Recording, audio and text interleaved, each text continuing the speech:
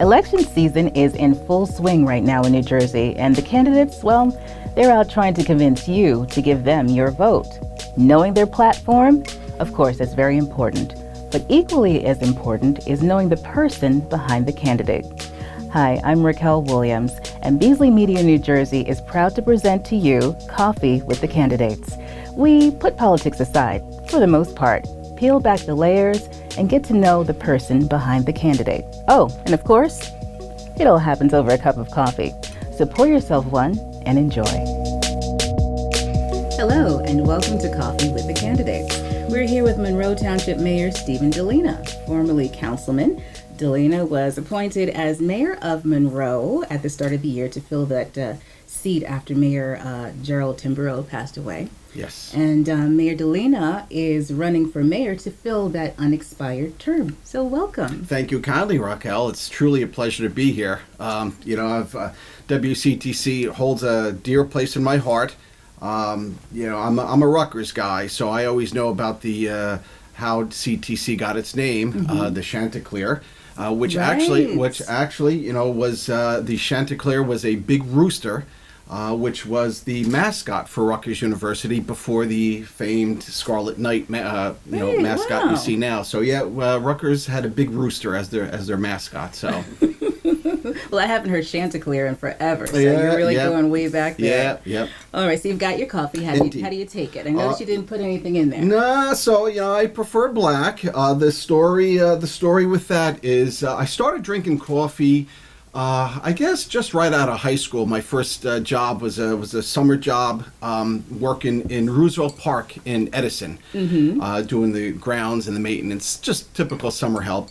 And I didn't participate in the coffee kitty. So I was not allowed to have any of the accoutrements, your sugar, your milk. Right. And I was left with the bitter dregs of coffee that was left there. So I started drinking it. I stuck with it black, and I enjoy it very, very much. Wow. I think it's the essence of coffee. It is. However, I must admit, sometimes when I am in a fancy restaurant, I will imbibe in a cream or two. So you got me there. Then you're really living life when you put the cream in there. But cheers. Okay, cheers to you.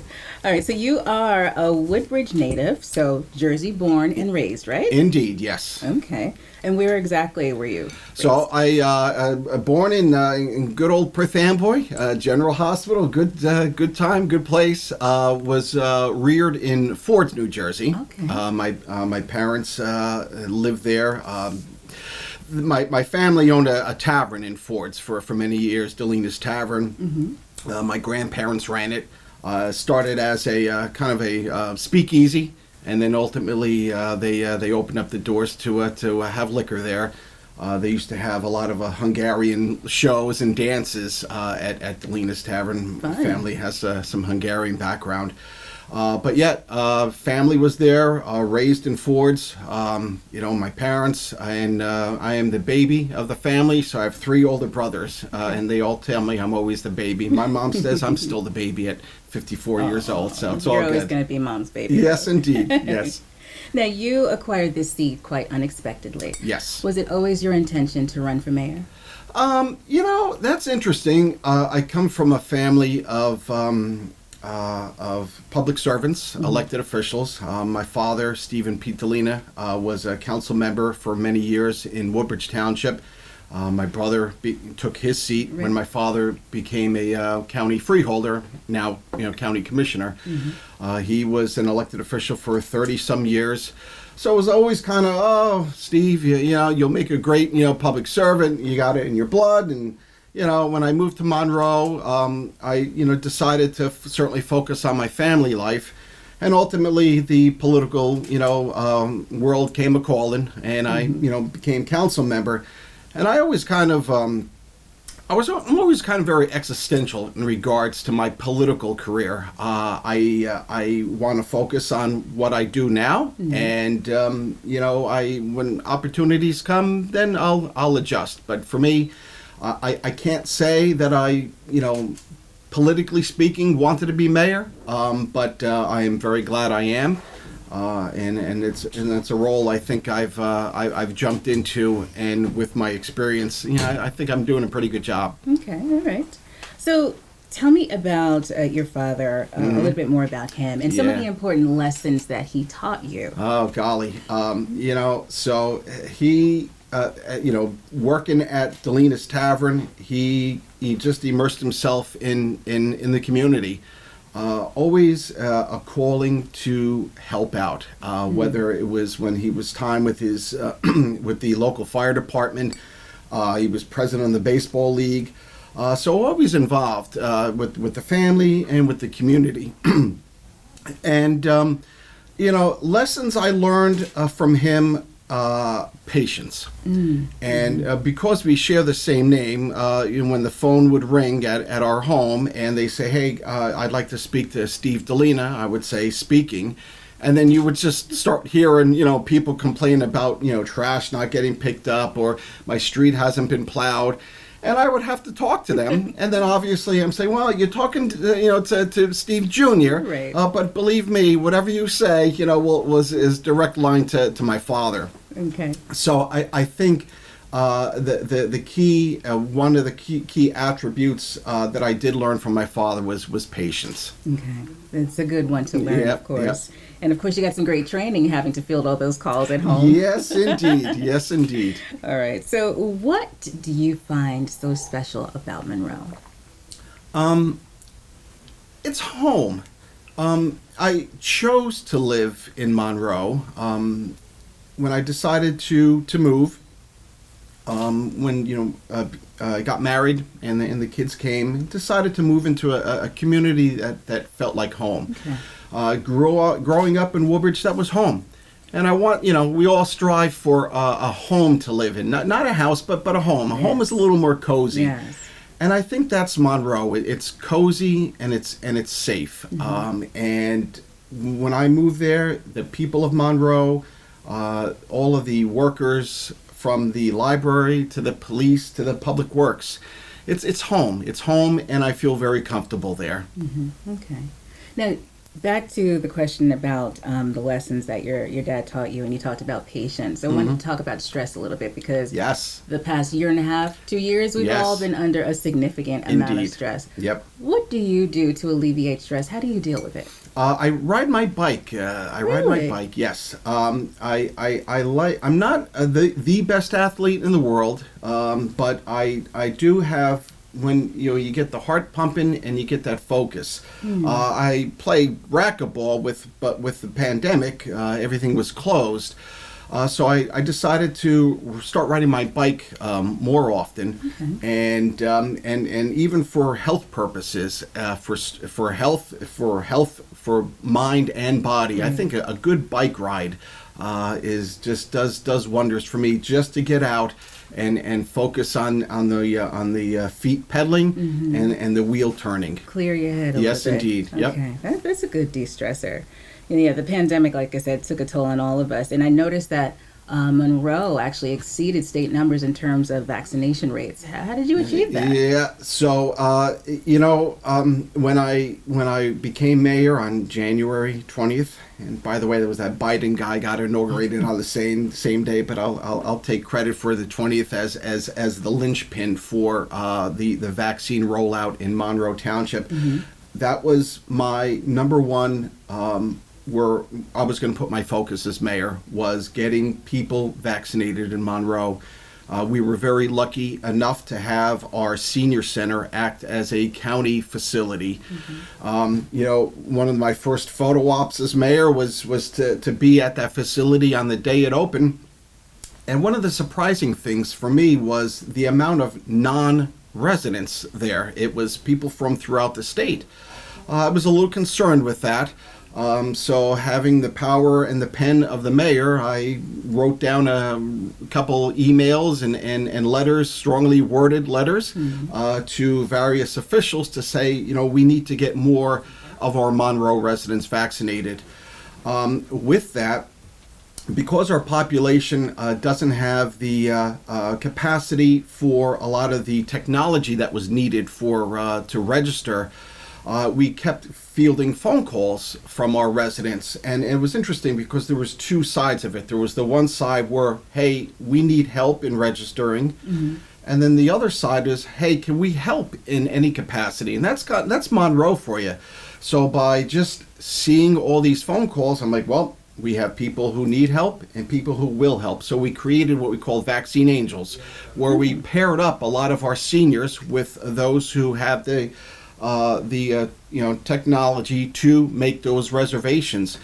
And with getting more people vaccinated in Monroe and throughout the state, we were able to achieve up to 90% of residents 65 and older to be vaccinated. So it was a great achievement.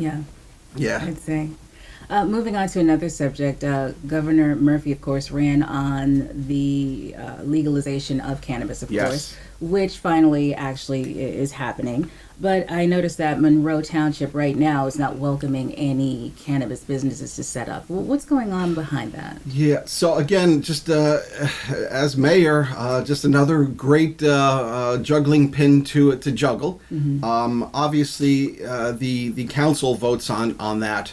But for me as mayor, I thought it was very important to do the research.